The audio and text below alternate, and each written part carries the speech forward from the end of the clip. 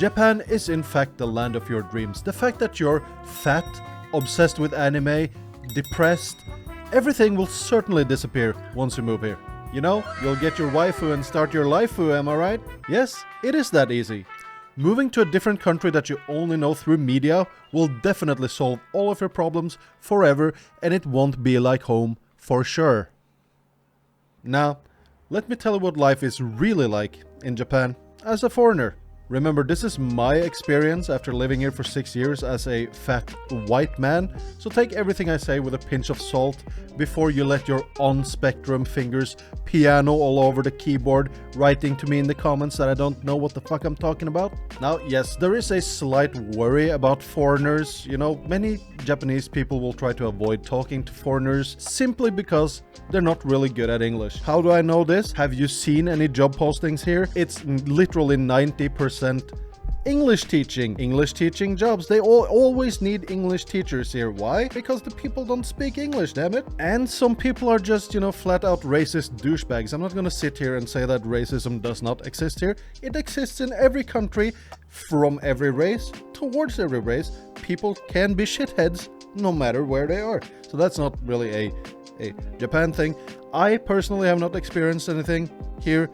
You may have, but then again, I experienced it in fucking Thailand when I used to live there. So, you know, shitheads everywhere, kinda. The bad people exist in every culture and every country. So don't worry about it. You'll be fine.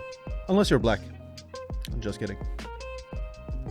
The work culture here might be a little exaggerated. There are shitty companies in, you know, every country in the world that force you to work a little bit too much and, you know, all of that overtime. So it's not just the working culture in Japan. You know, there are shitty companies in every country that force you to work overtime, and there are good companies in every country that lets you leave an hour and a half because you want to watch some footy on the telly with a point. You know, so there are good companies and bad companies in Japan as well. You just need to find a good one that don't force you into the old school working culture where you have to, you know, you can't leave before your boss leaves. Personally, I'm not gonna lie here, I have no experience with this myself because I started as a freelancer and now I have my own sole proprietorship company here.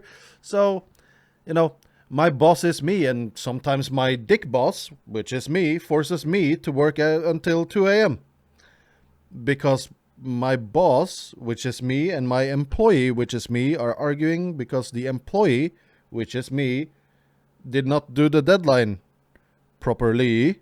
I see a lot of people online complaining about it's how hard it is to get a Japanese friend in Japan. To some degree, I can agree. I've gotten in touch with a couple of Japanese dudes. We hung out a few times and then either I ghost them or they ghost me. It is what it is. I don't think that this is a Japan problem. If you're not in high school or at the end of your college or university degree, as an adult, it's actually kind of hard to get friends overall. It doesn't matter if you're in Japan or anywhere else. It's kind of, as an adult, it's kind of hard to get friends. There's a reason why my core friend group is my friends from before high school, my dudes that I grew up with. So, you know, it is what it is. It's hard to get friends when you're an adult. Just accept that and, you know, get a hobby.